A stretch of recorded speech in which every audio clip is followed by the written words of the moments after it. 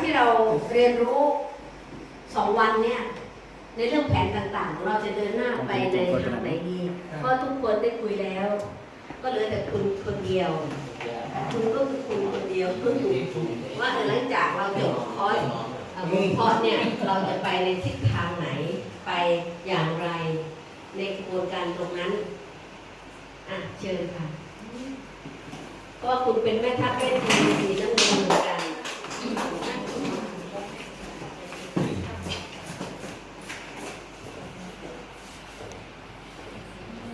ค่ะสวัสดีค่ะวรังพรเพชรนิ่งขวัญค่ะสวัสดีสำหรับในการเรียน2 วันนี้ข้อมูลและความรู้ที่ดิฉันได้รับนะคะดิฉันก็คิดว่าจะนำความรู้นี้ไปพูดคุยกับสมาชิกใต้ล่างของดิฉันแล้วก็ดูว่าสมาชิกคนไหนที่ดิฉันสมควรที่จะปั้นเขาขึ้นมาหรือว่าแนะนำปลูกฝังเขาให้ความรู้นี้ต่อจากเราไปค่ะเพื่อที่จะปฏิบัติงานด้วยกันเป็นกลุ่มเป็นก้อนได้ดิฉันก็คิดว่าจะค้นหาคนที่มีความมั่นใจคนที่ตั้งใจและก็มุ่งมั่นค่ะอย่างตัวดิฉันก็จะเอาความรู้ที่เราได้รับนี่แหละค่ะไปพูดไปคุยให้เขาฟังว่าทำยังไงเราจะได้มีสมาชิกเข้ามามีสมาชิกใหม่ๆเข้ามาในกลุ่มทีมงานของเราเราจะช่วยกันเราจะปรึกษากันกับคนที่ดิฉันมองว่าเขาตั้งใจจะทำงานนี้ส่วนคนที่เขายังไม่มีเวลาหรือยังไม่มีโอกาสดิฉันก็จะพยายามชักชวนเขาเข้าอบรมแนะนำหรือพูดคุยเกริ่นๆไว้เรื่อยๆชักชวนไว้เรื่อยๆเพื่อให้เขามีความสนใจแล้วก็อยากรู้ว่าความจริงมันเป็นยังไงงานมันเป็นยังไงเขาถึงมีรายได้กันดิฉันก็ตั้งใจว่าจะทำเป็นกลุ่มเป็นก้อนให้มันใหญ่ขึ้นเรื่อยๆค่ะสวัสดีค่ะ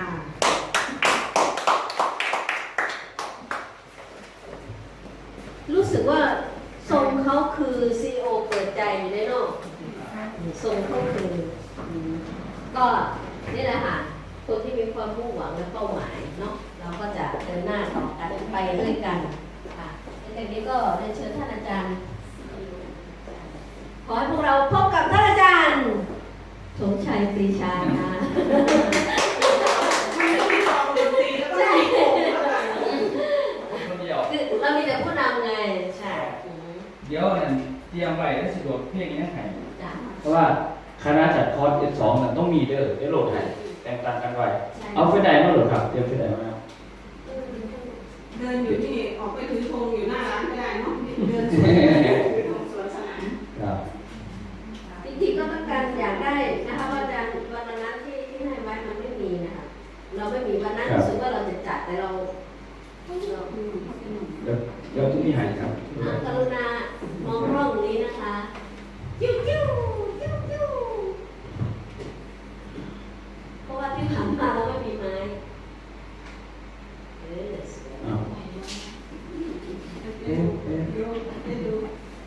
ลูกชายอายุ20 ปีกินแก้มอันล่าสุดดูดเนื้อไปอยากเป็นไส้จุ๊บถ้าพี่นายมาไม่ได้คุยเหมือนเขาอายุ20นะโอเคครับแล้วมาต่อกันก่อนที่อาจารย์บิ๊กมหอดเพราะถ้าอาจารย์บิ๊กมหอดเขาจะเบรกกาแฟแล้วส่วนเอาสร้างมายิงนี่เลยสร้างมายิงฟ้าเลยเพราะว่าเอาผ่ามาพองแล้วเบรกกาแฟเลยอาจารย์บิ๊กก็จะต่อเลยแล้วเขียนแผนให้เขาจนตอนเดือดหมดเลยประมาณนี้ครับผมได้จะเรียนแต่ว่าการเรียนก็ผมให้เข้าใจไปทั้งกันให้เข้าใจไปแล้วจดไปนั่งวาดไปนั่งวาดฝันไปนั่งจินตนาการไปนั่งประมาณนี้ครับเรื่องแบรนด์เมื่อกี้เข้าใจเรื่องแบรนด์นะครับเนาะแบรนด์ของเราครับนำแต่พุ่งหนีเกินไปต้องทำแบรนด์ตัวเองให้โดดเด่นแบรนด์ไม่ใช่แบรนด์ครับ3 แบรนด์ต้องให้โดดเด่นครับโดดเด่นแบ่งตัวบุคลิกภาพและลักษณะให้โดดเด่นเข้าเบาต่างๆครับเพื่อแบบเป็น personal brand เป็นแบรนด์บุคคลครับแบรนด์ที่เป็นแบรนด์บริษัทที่เดี๋ยวขอพยายามโปรโมทให้โดดเด่นครับให้โดดเด่น ซื้อทีมตัวของตรงโดดเด่นพยายามต้องให้ทีมตัวของโดดเด่นให้ได้แล้วก็สินค้าของจอยคอยก็คือพยายามใส่ให้มันโดดเด่นออกมาว่าเขาใส่จริงๆนี่คือว่าให้โดดเด่นหลังจากโดดเด่นแล้วเขาจะดึงดูดสังเกตบอกคนกินยาจริงๆเปลี่ยนที่เป็นจริงๆไม่แล้วไปส่วนโมกินยาเขาสื่อว่าบ่ยากหรอกบอกไปกับบ่ยากเพราะอย่างพอมันดึงดูดพอเขาเทสตัวจะโดดเด่นมันกินดีดีแม่นั่นเพราะว่าผิวพรรณหน้าตาบุคลิกต่างๆมันออกเองว่าโดดเด่น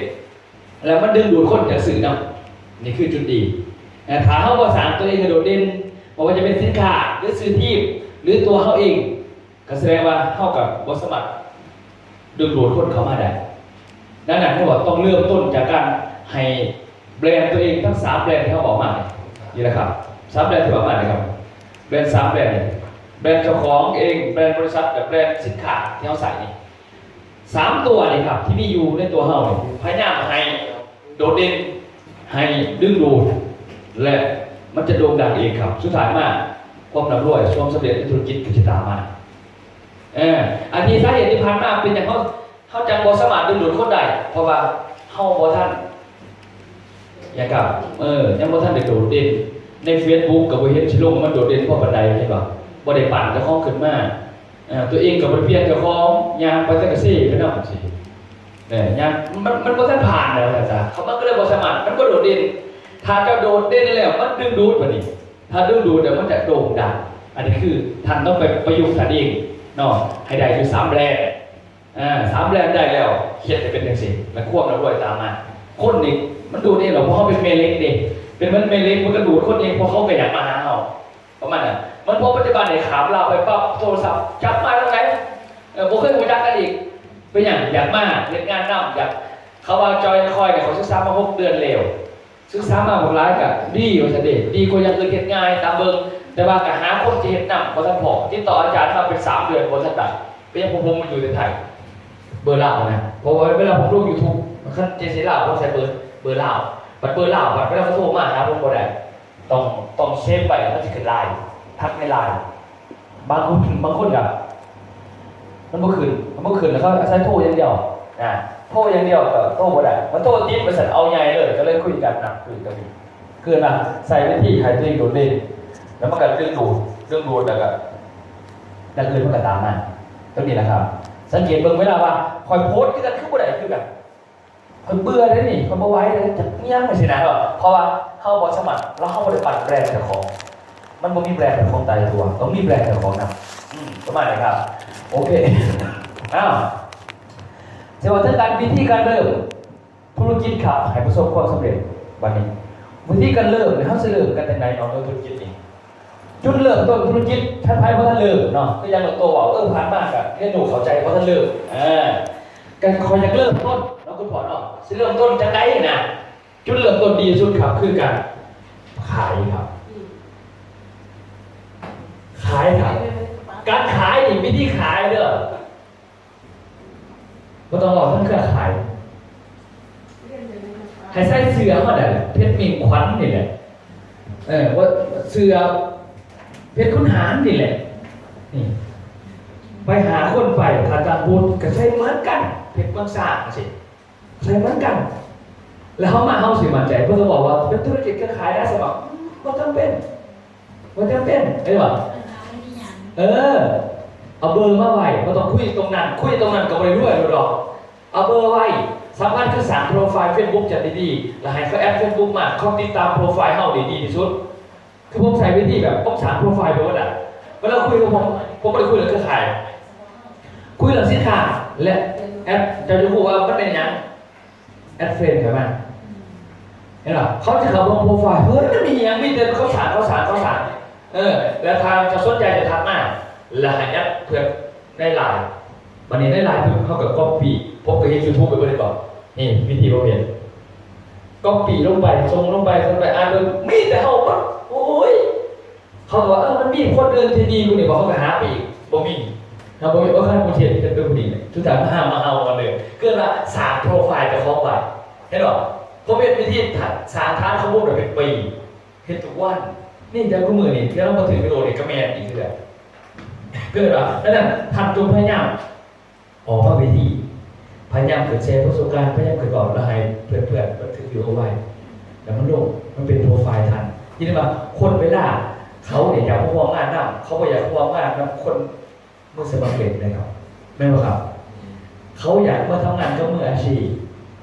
เมื่อเป็นมืออาชีพก็นั่นแหละเขาต้องเบิ่งว่ามันเป็นจริงบอกถ้าไปเห็นมืออาชีพเลยโอ้ยสุดยอดนี่แหละให้พยายามฝึกเจ้าของแล้วก็ลง YouTube ลง Facebook ยังไงเก็บแต่ข้อมูลนี่พอต่อไปลงอย่างอื่นทำชิลงเนี่ยลงไปก็ไม่มีอ่านเอาหรอกใน Facebook ต่างๆก็ไม่สนใจเอาลงในไลน์อย่างกลุ่มส่วนตัวลงในไลน์ไปในกลุ่มมาคุยกันแต่ Facebook นี่มันเป็นการสาธารณะอาศัยว่าให้คนคนอื่นมาเบิ่งในเวลานั้นเวลาเขาคบกับคนใหม่คือพยายามเอา Facebook ให้เขาแอดเฟรนด์เข้ามาฮับโหลดแต่ถ้าผมเป็นแนวบดีเนี่ยบล็อกคือผมเห็นผมรับทุกคนเขาเลยแอดมารับเบิร์ดแต่พอมันบดีมีแนวบดีขึ้นมาเดี๋ยวเบิ่งคนสมมติบล็อก